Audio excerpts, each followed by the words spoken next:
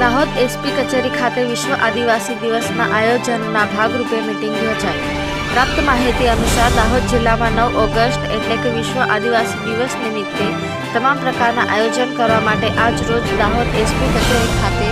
9 ઓગસ્ટના ભાગરૂપે એસપી સાહેબના અધ્યક્ષ સ્થાને મીટિંગ યોજાઈ હતી, જેમાં તમામ પ્રકારની સૂચનાઓને ધ્યાનમાં રાખીને ચર્ચા કરવામાં આવી હતી અને દાહોદ જિલ્લા આદિવાસી સમાજ તેમજ તમામ આગેવાનો વડીલો મોટી સંખ્યામાં હાજર રહ્યા હતા અને વિવિધ થીમ આધારિત જે ટેબલો તૈયાર થાય અને આ